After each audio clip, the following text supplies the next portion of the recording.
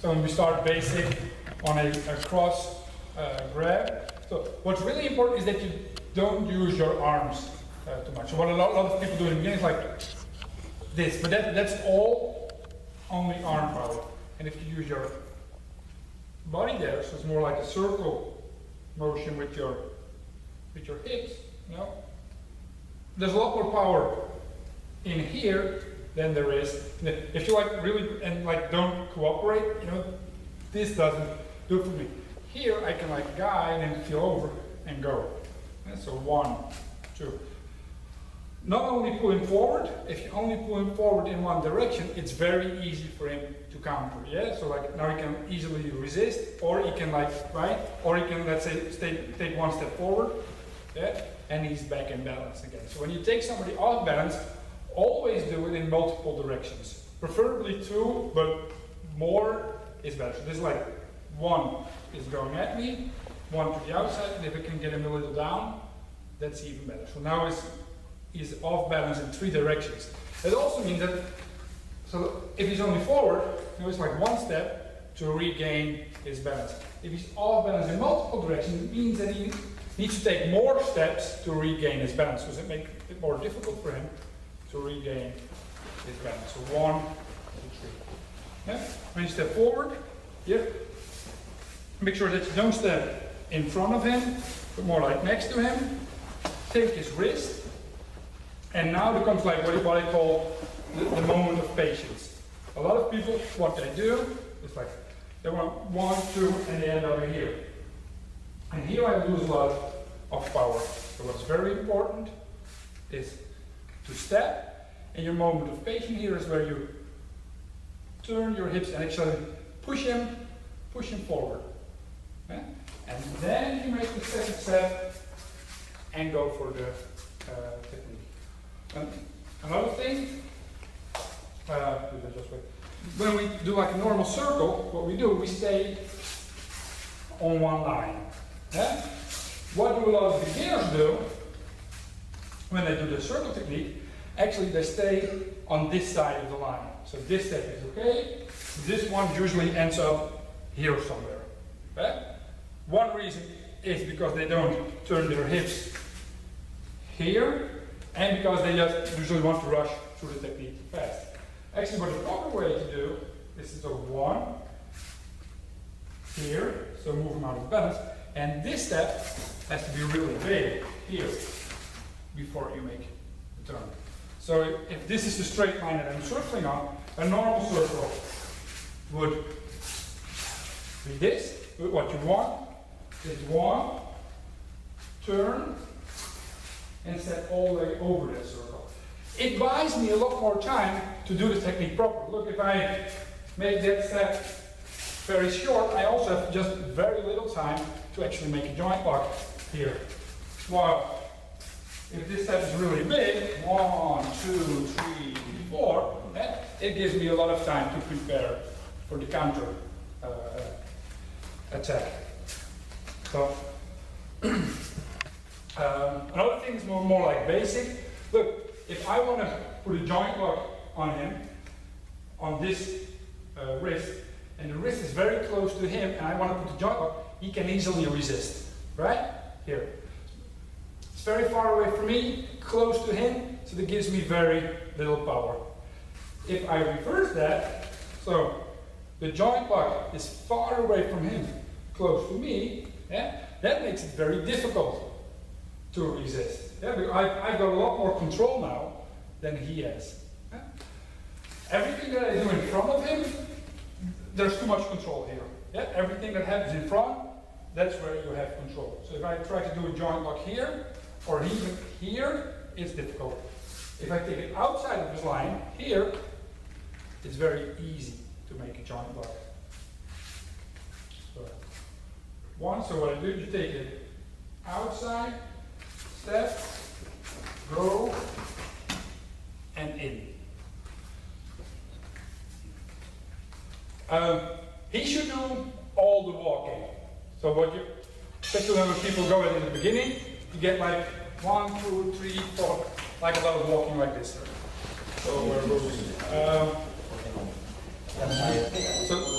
the big step is important.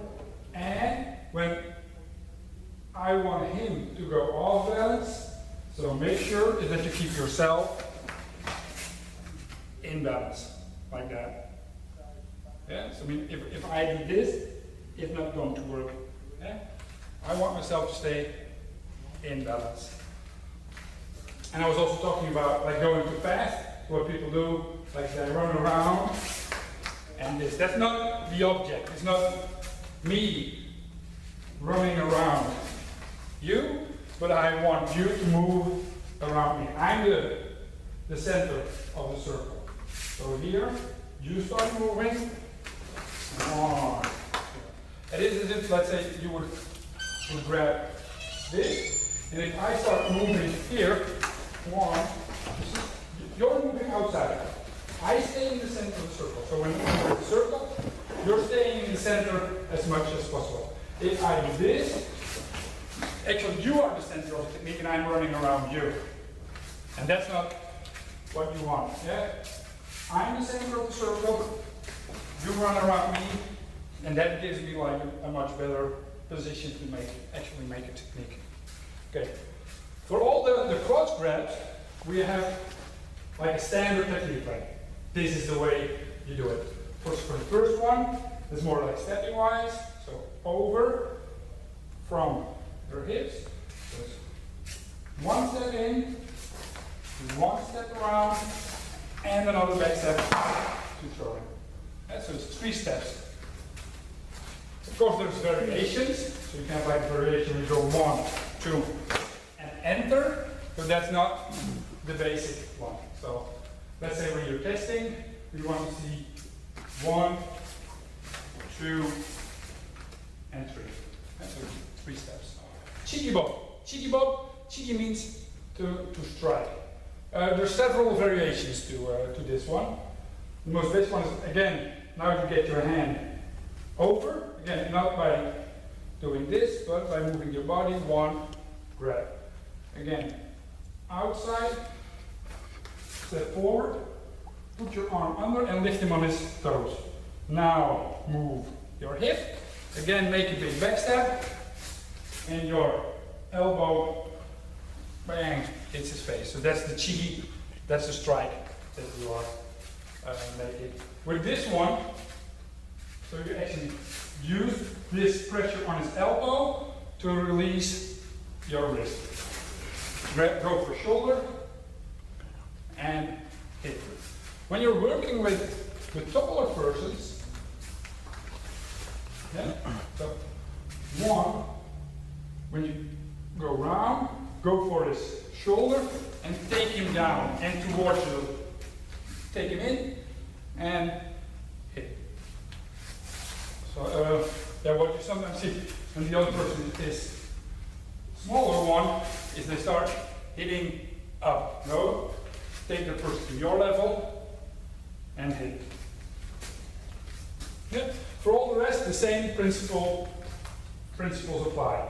So outside, in, turn your hips, so you have your moment of patience, then make your big back step, pull him in, and you want his face close to you, and hitting. He should be walking around you, not you walking around him. If he does, for some reason, fly away, use your fist instead of your elbow. Okay. For safety first, because if I do this technique right, he comes walking to me, wow, and I bring my elbow forward. If you hit his face, you have to take him to the dentist. So usually he does it like that. So there's 2 things we can do. One is for me, at this moment, to step a little back, just let him go, and do this. The second way is I'm the one who gets attacked, so when you do that, 1, up, 2, that. I walk, and I keep this hand here. So he can hit my hand, walk, and that's also the one that will guide me for my roll. So for safety first, especially on this technique, I've heard that like in Korea in the days, some people actually had to go pay a visit to the dentist because they got an elbow in their face. So I mean, it will make sure that you get rid of something. One, bang, in there. That's number one. One. So beginning is exactly the same. Turn your hip, step, but now take him down. So make sure that he is bent. Or you can say, look, I make sure that he gets bent, or I'm just starting a circle, I notice, hey, he's bent forward. If he's still straight up like this, you cannot do number 3 unless he cooperates, because this is way too easy for him to resist. So you want to make sure that he here is down. Okay, basic steps. First go a bit to the side and pull him off to the side. Get your other foot in between like this. Your hand just above his elbow.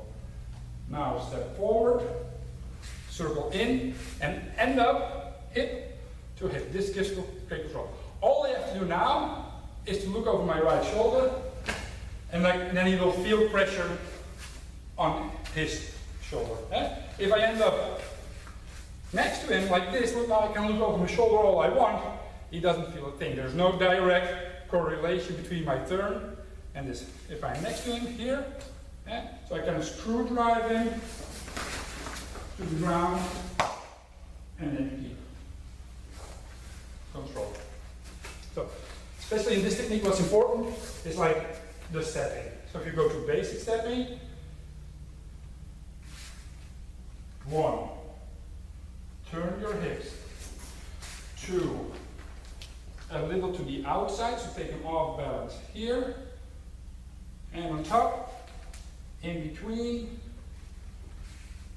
circle, hip to hip, and now back step, screw driving down, like that. The technique is called Sichagi beop. Then the Sicha in this means cross, because on his back, our arms are crossed like this. One thing, so your hips and your legs are stronger than your arms. Try to generate all the power from there. If I, like 1, 2, 3, and everything only comes from my arms. I don't really need, well, of course I need my arms, but it's much more. Here is like a push here.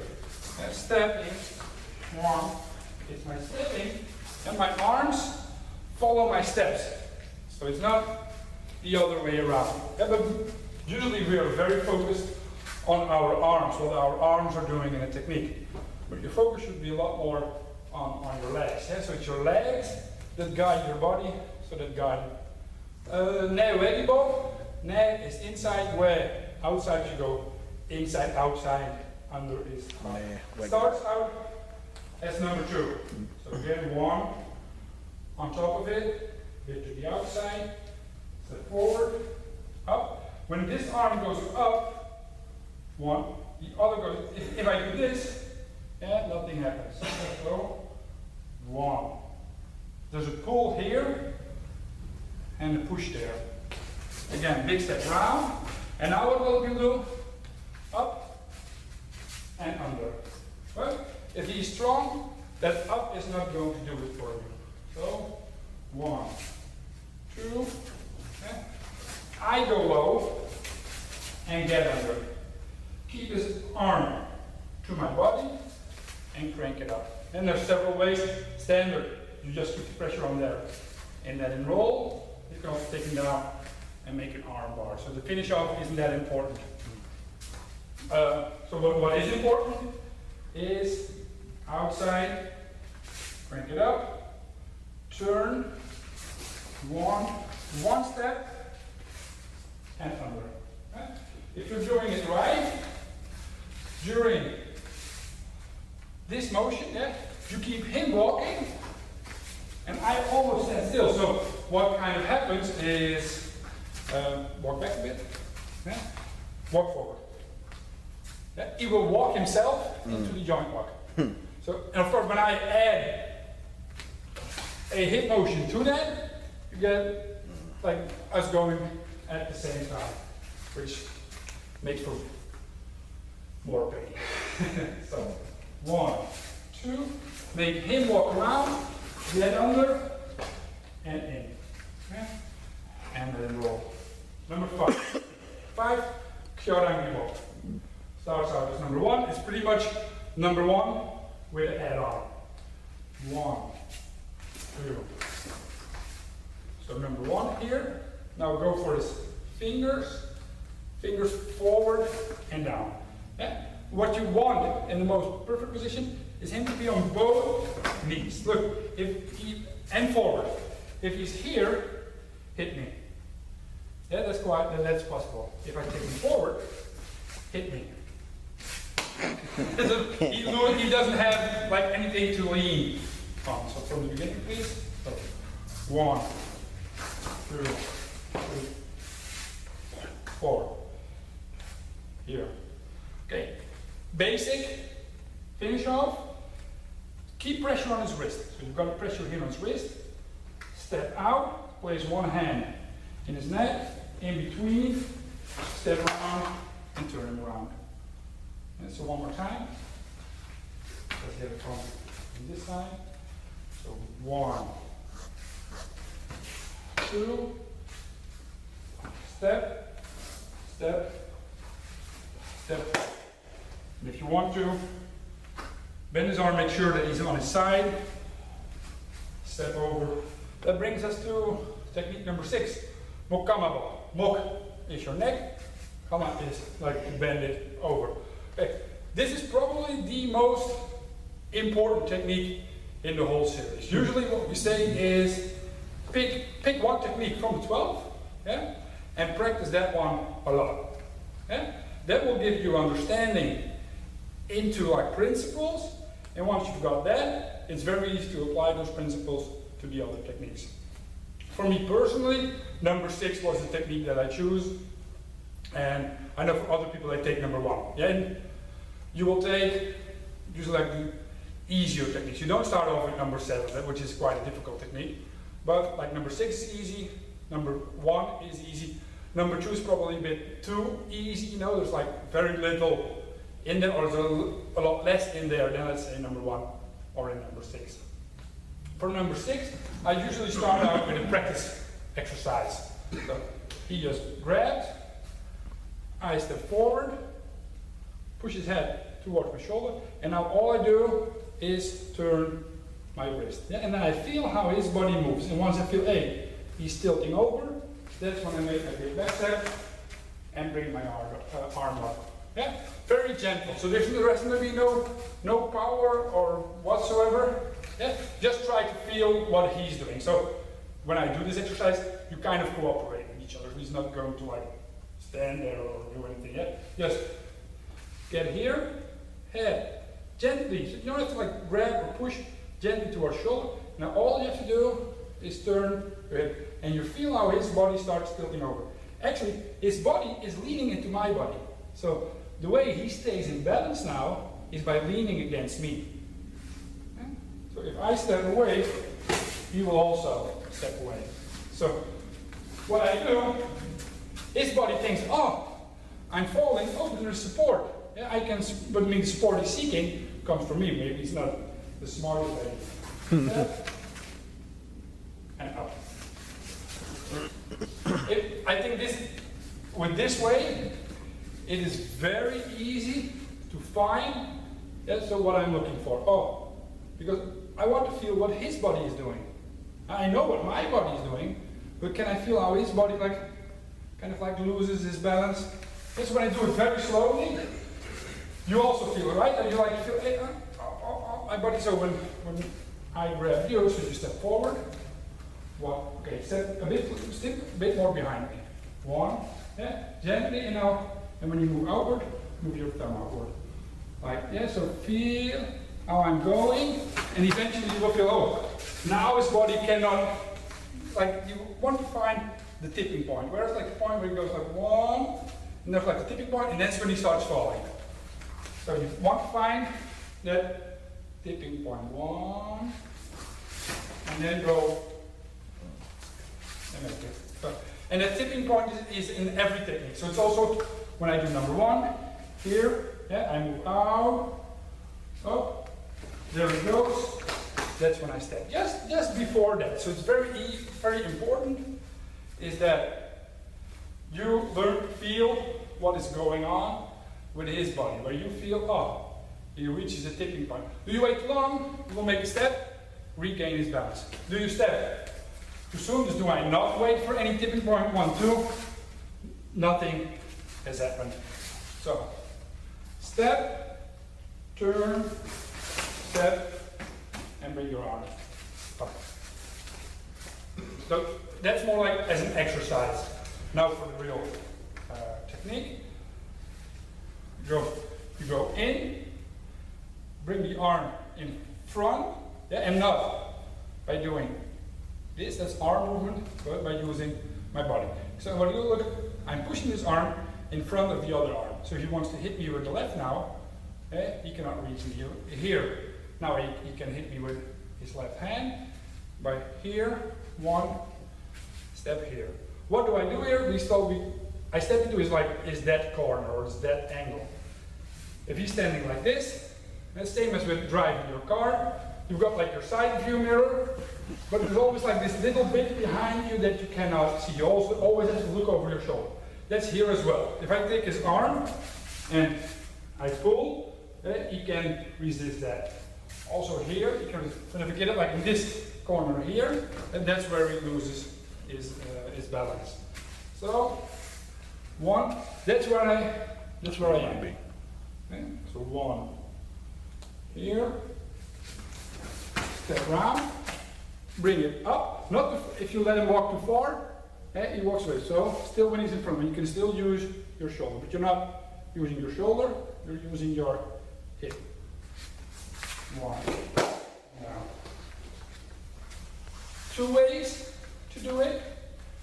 The first one, 1, 2, just let him walk and like go against his power. So here, 1, 2, I'm bringing him forward, up, I'm going against his power. The other one is by making his neck turn more, so then you get 3 steps. It's 1, 2, and now another back step with leg, 3.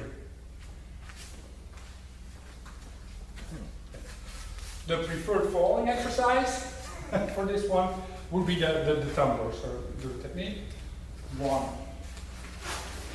2, get 1 feet after the other. Okay. And this also, that's a very soft, relaxed fall. Okay. Of course, if you do the technique a lot harder, its fall will be harder as well. But when you just like in a practice setting, you just like this soft fall. Okay. Another variation, something like 1. It's like up and then boom. So you really bring your elbow down. What that really puts into technique, but what also should be present in every technique is what we call the wave. Yeah, we've got circle and we've got the flow. The flow is like water, and water makes a wave. If I want to get you out of balance, keep you out of balance, if I move a one straight line, it's quite easy for you. So I can go up, down. It's harder for you to compensate. Same as when I do number 1, I go like up, and down again. So when you put a wave in your motion, I keep you more on your toes, like because you want to stay in balance. You go like up, down. So that makes it more difficult for you to actually regain your balance. You can also reverse that wave. So I can bring it up, down. I can also say, look, I start down, up, and then go against it. And just like experiment with that. Yeah? So there's a wave in your technique. Number 7 is mok kokki bo. Mok again is neck, and kokki is really like to bend it backwards. Starts out as number 2. This is quite a difficult technique. So I mean it takes a lot of time and a lot of practice. That's why in the beginning I usually say practice this technique together. So not against you. But that goes for a lot of techniques. If I'm like the partner and that hangs like there, you know, and he starts doing this technique and I just like do this, you know, that doesn't really help him. What he first needs to do is find the perfect line of the technique. Yeah? And he can do that if I cooperate a bit. So when he does the technique, just do any technique, doesn't matter. Yeah? And I just go with that a bit. 1, 2, yeah? First, I teach him how to find the perfect line. It's also good for myself, because once he has perfect technique, and he does that, 1, 2, yeah, I need perfect falling skills, or he will smack me in the face or do something with me. So in the beginning you say, practice these techniques together, not against each other. So for number 7, 1, yeah, so he's being a very good partner to me now. 1, 2, move, and let him walk in front of you here. Yeah, so one more time. Very good. So 1, 2, he walks in front, I bring my arm up against here, so here's where I bend his neck backward. But what often happens, and what makes this technique difficult, so this turn here, he walks into me. So that's something that happens. So you really have to practice this technique a lot to get like a certain feeling for it. 1, 2, and let him walk against your arm. You can do this. First what you do is just really make him walk into it. So 1, 2, 3, he walks, I bring my arm up, and he falls. Once you get a hang of that, and you've got somebody with reasonable falling skills, what you do is 1, 2, and go against it. Yeah? So you come walking in this direction, and I throw my arm, and then of course this for a bit much bigger, like force against this body.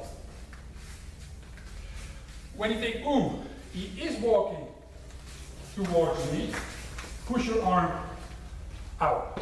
And so in the standard technique, he walks in front of me and he goes back. When I think, oh, he's walking in front of me, I push his arm out and let him fall to the side of me. Both are good techniques, but try to go for the first one. That's the most difficult one. Actually, the second one is kind of easier. Kkeokk to both. Kkeokk is your shoulder, and it's a throwing technique. It's kind of like a shoulder throw, but probably different than you're used to. Again, starts out as number 2. So over, out, get your arm under, move your hips, make him move in a large circle, and when he's in the circle, suddenly step into there. So he goes round, and suddenly you step to the outside of the circle, and what you try is to get your shoulder here. Yeah? And when he's moving, move a bit, 1, 2, he kind of flaps around my body. So when you do that, yeah? So 1, and so he steps to the outside, man, this. Yeah? And now he would have me. So that Turn this arm a bit. And look, when you make your balance stand strong, and now only shift your weight forward. So that means that I'll be on one foot. And now if he makes one sudden step with his front foot, that's when he tilts me over. So 1 outside, turning, make a big circle, boom, step into that. So usually you first step in, yeah, maybe get him down a bit, and then step forward, and then again, just take that. If you would do the technique normal, 1, and push him over straight away. When you're practicing, 1, 2, And so go in there, slowly, feel how he's like tilting over, and then step. Now so I'll let him move his legs a bit. Usually if I notice, hey, he wants to step, that's when I suddenly step through and try to push. And it's quite a difficult technique to get right, this one. It's like a lot of timing involved. And usually what I notice, like if I want to do it and it doesn't just go the way I want, I'll turn it into a number 7 or something. So that's also something you have to learn when you go for a certain technique. But sometimes, you know, it is a bit as with bowling. If you bowl, sometimes like you throw the ball and you know, that's the wrong one. Yeah? the ball has just left your hands, you know, that is going to the gutter or something like that. Same here. Yeah?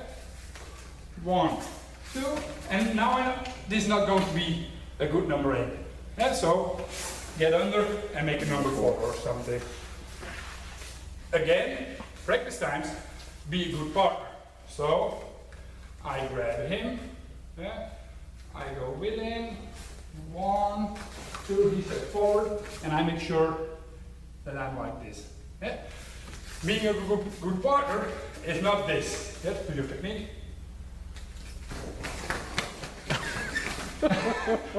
You see it happen.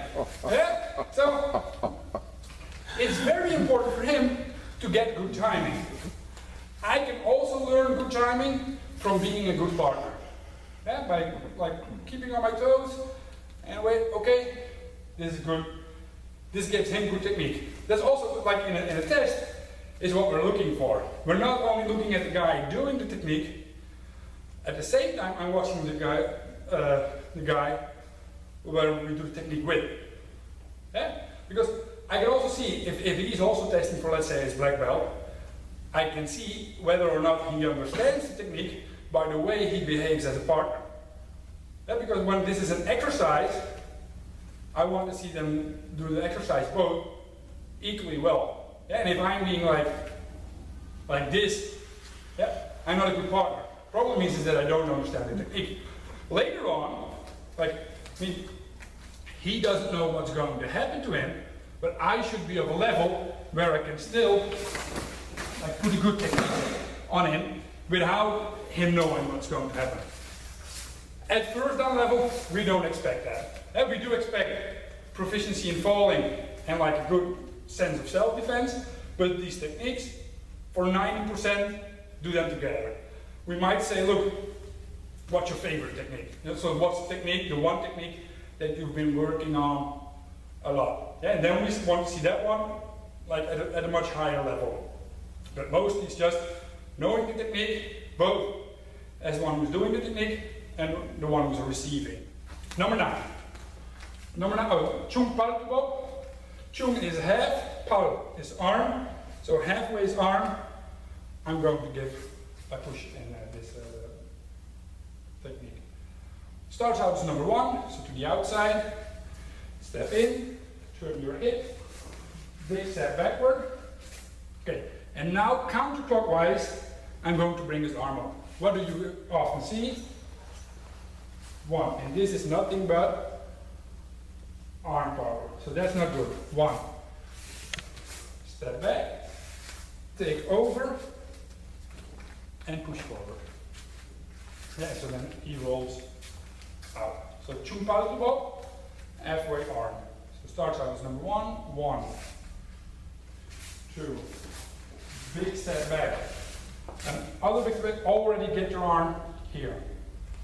Bring it up, step in, and you can do, man, so like, bring his arm. Actually what I'm going for is shoulder. I push his elbow when I want to see his shoulder go forward. And then, well, there should be a roll. Not every time, but for the video. And that brings us to another important point with almost any joint lock. Even when I go for the wrist, I should also make sure is that the shoulder is locked. Yeah? When I do this very sloppy, and there's a lot of space in the shoulder, it's very easy for him to resist. Yeah? When you like make it like a sloppy technique. Yeah? 1, and I've got space here, yeah? Because it's my shoulder that attaches my wrist to my center point, to my tanjo. Yeah? So when he locks this all, everything is now like one line. So when he pushes here, he also pushes there. When he makes it very sloppy, when there's like a lot of space here, yeah, so like one, yeah, I can center this. Yeah, I can put some space in there, so he's pushing, I put some space in it, and I can like release myself. How can you usually test, let's say, this technique? One is stand up. Yeah? If you try to stand up and the wrist lock becomes more painful, it's good. Yeah? When I do something like this and I say stand up, you see, there's no lock whatsoever. So especially with number 9, if I do this, I'm giving him way too much space in the shoulder. He's going to retract and I will lose it. So keep that shoulder long. 1, and then push it out. Yeah? When his shoulder is like tight and he cannot easily retract it, because if I can retract my shoulder, I can also reposition my center point and my balance. So that doesn't help me. If I keep this long and I cannot like retract it, I keep you out of balance. So with almost every technique, let's say this one that you've probably done with Master Ko quite a couple of times. Yeah? If I got him down, stand up, and that's not going to work. If I do sloppy technique here, he's got space in his shoulder and he can like do anything he wants. So usually with a joint lock, whether it's a wrist joint or an elbow joint, of course a shoulder joint, it should already be locked. Yeah? Make sure, even when you do a wrist lock, that you lock up his shoulder as well, which is quite important in this technique, but it is important in every technique. Number 10, Jung to bop. Jung is turning technique, and it starts out a bit like number 3. So number 3 was on the back, so 1, 2, and again keep him down. With number 3, I step out and put my hand on his elbow. With number 10, I step out and put my hand in his neck. Again, I step in between, bring this hand up, so very often people do this, and I lose grip of the hand. But it's like a little turn of the wrist, where I grab his hand. And meanwhile, I stay close, so I step forward. So, forward. Pushing this one in, stepping, back, and out. So what happens is, bend forward please, here, 1, 2, I keep his head here, and I push his arm over, and his body will turn. So it looks maybe like his arm, but if I would lock his head, it's actually his neck that's getting a very strange twist. So one more time. So number 10, Jung to bop. 1, in, turn your hips. You turn the kick down. 1, 2, and roll up. Oh, there you go. Once you got number 3 going, number 10 isn't that difficult. 11, Palmok bop. Pal is arm, mok is throat, so it will be at the end be my arm against his throat. And this technique is a bit different from the other techniques. In its basic form, the grabbing starts out as number 2, but instead of going under his arm, up. Yeah? There's like a little pressure point here that you can use. Step back, so take him with you, and go against. Yeah? That's the friendly way. So the friendly way is just go 1, 2, bring it up, and down. The not so friendly way would be to make this a strike to the throat. This is the technique where you don't always have to, what I was just telling about the circle steps. Yeah? I can also do this one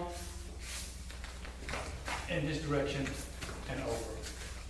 Yeah? So you don't really have to circle with this technique. You can just go here take him down, and against it. Palmok lock. But standard is, if you get him outside, either like this, then you've got his body turned, more, and again. Number 12, Pal Baek-yong beop. Pal, his arm, there is his stomach. So at some point, my arm will be doing something with his stomach. Take his stomach out, something like that. Now, starts out as number 1. It's the last technique. So arm over to the side. Okay, I'm going to do like a little variation here. Instead of just grabbing him, put my thumb in there and give this, or again from a wrist, like more like a twist. Yeah, so now there's like a lot more pressure here on this wrist. You can do that with any technique, but it's more like a bit of a, let's say, a trick to get the technique going, and you're not relying on principles and steps. So you can use it, yeah, no problem, but if this is the only way you can get the technique going, a step back please and forget about this one. So 1, turning here, and if he's really, really strong, yeah, and I don't have him properly out balanced, I can try to turn, come on, resist.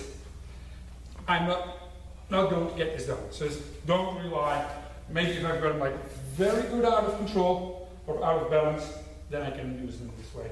Again, hip turn, big back step, put the joint lock on. While I do that, step through with your right foot and bring your right arm over. Step through with your left foot and bring your arm up in front of his belly, his back. Push his head away and to the floor.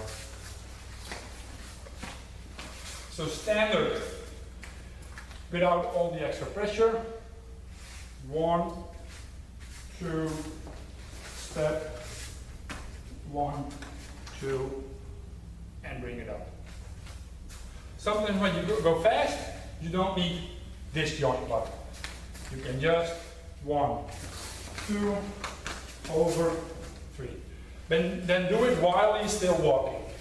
If I 1, 2, and now do this, it's easy for him to resist.